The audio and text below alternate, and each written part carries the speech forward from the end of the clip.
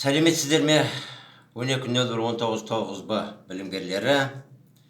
Мен Ұзақбаев Төлеген Базарбайұлы, арнайы пәндер оқытушысы. Бүгін сіздермен автокөлік агрегаттары мен тораптарының құрылысы және құрылыстық ерекшеліктері пәні бойынша сабақ өтемін.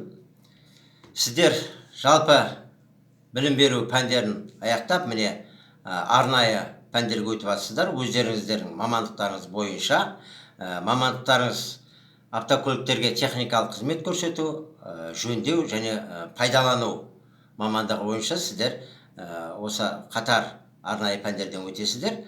Арнайы пәндер, бұдан кейінгі арнайы пәндер бұл автомобильдерге пайдаланатын материалдар, олардың қорытпалары, автокөліктерге техникалық жөндеу, автокөліктер жөндеу, диагностика және құралдары бойынша арнайы пәндерден сабақ өтесіздер. Ал бүгін арнайы пәндердің бірі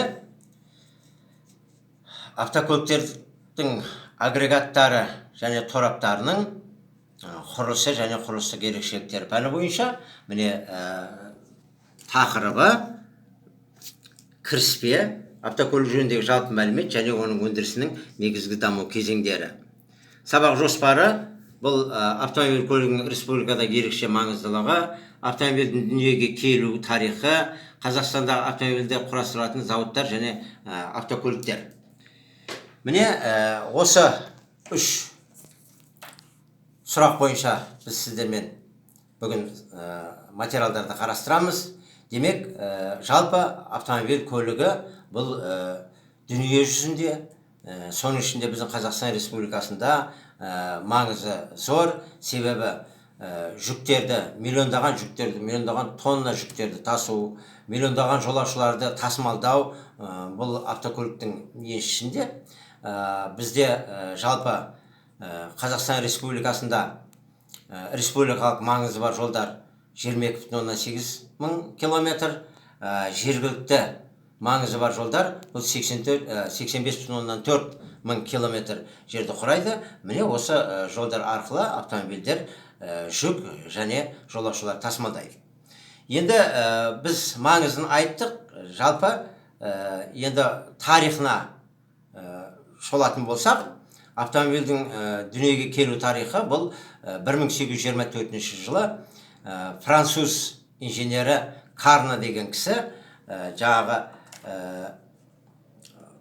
оттың мына қозғалыс күшіне жаңағы әсеріне жұмыс жүргізеді де қозғалтқыш ойлап тауып, бірақ ол қозғалтқышы салмағы және көлемі үлкен болғандықтан тек заводтарда және темір жолдарда қолданылады.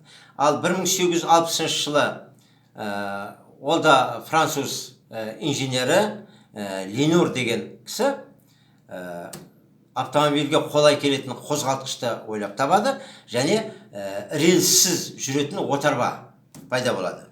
Содан кейін барып автомобиль құру, шығару идеясы пайда болады да 20-шы ғасырда Форд пен Порше деген оқымыстылар осы автомобильді шығаруды ұйымдастырады.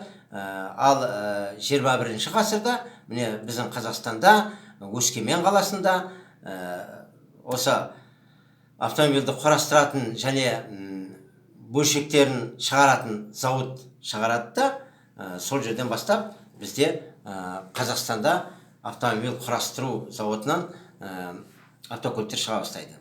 Экранға назар аударамыз. 21-ші ғасырда Қазақстанда жаңа айтып өткендей, Өскемен қаласында Азия автомекемесінде еді. Ниваны шығарып бастағаны, бұның жылдық өндірістік қуаты 40 мың автомобиль. Қазақстанның ең ірі компанияларының бірі бұл Азия авто, Кияның 9 түрін құрастырады. Мұнда Пиканто, Серато, Каденза, Оптима, Стинжер, Рио, Саул, Соренто, Спортеж деген түрлерін шығарады. Соңғы үшеуі джип санатты машина. Одан кейін Шкода шығарылады. Шкода бұл көлік моделінің Қазақстанда 4 түрі шығарылады. Мұнда Активия, Ренит, Сапер және Кадиат деген түрлер шығарылады. Жалпы бұны құрастыруға 2006 жылдың шілдесінде рұқсат беріледі, ал 2008 жылдың тамызында алғаш Шкодалар зауыттан шыға бастайды. Азия Авто компаниясы Шкоданың жоғарыдағы 3 түрін құрастырады. Лада, Азия Автоға тиесілі тағы бір марка, бұл Лада. Қазақстандықтардың көпшілігі авто сөзін Камри деген кейінгі осы Ладамен байланыстырады десе қателеспейміз. Қазақстандағы автокөліктер астанасы Өскемен қаласындағы зауытта жасалады. Мұнда Гранта, Калина, Ларгус, Веста, X-Ray автомобильдері шығарылады. 7 түрі жалпы шығарылады. Енді Hyundai отандық оңтүстік кореялық бұл көліктер Қазақстанда 2003 жылдан бері бар. Отандық Астана Моторс құрамында кіретін автоқұрастыру зауыты 3 түрін Hyundai i30, Hyundai Elantra, Taksun да құрастырады, ал Сарыарқа Автопром Elantra i30, кейін Taksun, Genesis, Grandeur, Santa-Fe, Sonata түрлерін шығарады.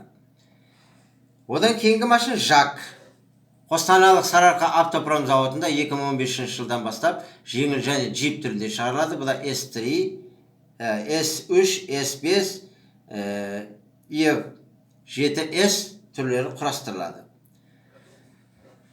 Одан кейінгі автомобиліміз бұл Peugeot. Қостанай облысындағы зауытта құрастырылатын келесі еуропалық көліктің бірі осы Peugeot болып есептеледі. Қазақстанда Dio автобустары, жаңағы Патон және Ивико секілді ауыр жүк көліктері Қазақстан зауыттарында құрастырылады. Енді біз сіздерге тапсырмалар берілген, сіздер оны алғансыздар. Онда тест сұрақтары берілген, және бүгінгі жаңа көріп отырғандарыңызда міне таблица тапсырмалары берілген. Соларды толтырып, тексті оқып, бізге кері байланысқа шығуларыңызды өтінеміз. Сабағымыз аяқталды. Қош сау болыңыздар.